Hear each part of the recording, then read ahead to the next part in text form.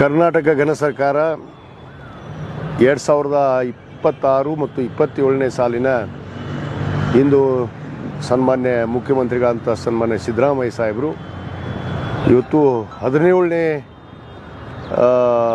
ಬಜೆಟನ್ನು ಮಂಡಿಸೋ ಮುಖಾಂತರ ಇವತ್ತು ದಾಖಲೆಯನ್ನು ಇವತ್ತು ಮಾಡಿದ್ದಾರೆ ಅನ್ನೋ ಮಾತನ್ನು ನಾನು ಹೇಳೋಕ್ಕೆ ಇಚ್ಛೆಪಡ್ತೇನೆ. ಯಾಕಂದರೆ ಇದು ಅತ್ಯಂತ ಒಂದು ಶ್ರೇಷ್ಠ ಅತ್ಯುತ್ತಮವಾದ ಒಂದು ಬಜೆಟ್ಟು. ಇವತ್ತು ಸನ್ಮಾನ್ಯ ಮುಖ್ಯಮಂತ್ರಿಗಳು 17 ಸಾರಿ ಈ ಕರ್ನಾಟಕ ಘನ ಸರ್ಕಾರದ ಏನು IUವನ್ನು ಮಂಡಿಸೋದ್ರಲ್ಲಿ ಭಾಳ ಯಶಸ್ವಿಯಾಗಿ ಇವತ್ತು ನಡೆದು ಬಂದಿದ್ದಾರೆ. ಇವತ್ತು ಅನೇಕ ಬಡಬಗ್ಗರಿಗೆ, ಕೂಲಿ ಕಾರ್ಮಿಕರಿಗೆ ಮತ್ತು ವಿಶೇಷವಾಗಿ ರೈತರಿಗೆ, ನೀರಾವರಿ ಇಲಾಖೆಗೆ ಹೆಚ್ಚಿನ ಆದ್ಯತೆಯನ್ನು ಕೊಟ್ಟು ಇವತ್ತು ಏನು ನಾವು ಕೊಟ್ಟಿರುವಂಥ 5 ಗ್ಯಾರಂಟಿ, ಕಳೆದ 3 ವರ್ಷದಿಂದ ನಾವು 5 ಗ್ಯಾರಂಟಿಯನ್ನು ಇವತ್ತು ಸಮರ್ಪಕವಾಗಿ ಜನರಿಗೆ ಮುಟ್ಟಿಸೋದ್ರಲ್ಲಿ ಯಶಸ್ವಿಯಾಗಿದ್ವಿ. ಆ ಒಂದು ಮುಂದುವರಿಕೆಯನ್ನು ಇವತ್ತೇನು 3 ವರ್ಷ ಕಳೆದರೂ ಕೂಡ ಆ ವರಿಕೆಯನ್ನು ಮಾಡುವಂಥ ಕೆಲಸ ಈಗಾಗಲೇ ಆಗಿದೆ. ಮತ್ತು ಅನೇಕ ಇವತ್ತು ನಮ್ಮ ಮತಕ್ಷೇತ್ರದಲ್ಲಿ ನೀರಾವರಿ ಇಲಾಖೆ ಯಂತ್ರ, ಸಣ್ಣ ನೀರಾವರಿ ಇಲಾಖೆ ಇರ್ಬೋದು, ಇವತ್ತು ನಮ್ಮ ಏನು ಜಲಸಂಪನ್ಮೂಲ ಇಲಾಖೆ ಯಂತ್ರ ಅನೇಕ ಕೆರೆಗಳನ್ನು ತುಂಬಿಸುವಂಥ ಅಭಿವೃದ್ಧಿ ಕೆಲಸ ಆಗ್ತಾಯಿದೆ.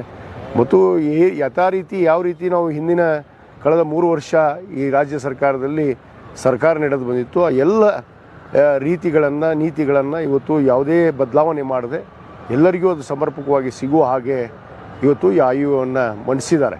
ಅದರಲ್ಲಿ ನಮ್ಮ ಮತಕ್ಷೇತ್ರಕ್ಕೆ ಬಂದರೆ ಮುಖ್ಯವಾಗಿ ಬಹುಬೇಡಿಕೆಯಾದ ನಂದವಾಡಿಗೆ ಏತ ನೀರಾವರಿಯನ್ನು ನಾವು ಹಲವಾರು ಬಾರಿ ಮನವಿ ಮಾಡಿಕೊಂಡಿದ್ವಿ. ಅದಕ್ಕೆ ಮಾನ್ಯ ಮುಖ್ಯಮಂತ್ರಿಗಳು ಇವತ್ತು IUದಲ್ಲಿ ಏನು ಸಂಪೂರ್ಣವಾಗಿ ಆ ನಂದವಾಡಿಗೆ ಏತ ನೀರಾವರಿಯನ್ನು ಯೋಜನೆಯನ್ನು ಮುಗಿಸುವಂಥ ಒಂದು ಯೋಜನೆಯನ್ನು ಇವತ್ತು ಭರವಸೆಯನ್ನು ಕೊಟ್ಟಿದ್ದಾರೆ. ಆ ಯೋಜನೆ ಕೂಡ ಖಂಡಿತವಾಗಿ ಮುಗಿಯುತ್ತೆ ಅನ್ನೊಂದು ಮಾತನ್ನು ನಮ್ಮ ಕ್ಷೇತ್ರದ ರೈತರಿಗೆ, ಏನು ವಂಚಿತ ಆದಂಥ ಹಳ್ಳಿಗಳಿಗೆ ಇವತ್ತು ಹೇಳೋಕ್ಕೆ ಇಚ್ಛೆಪಡ್ತೇನೆ.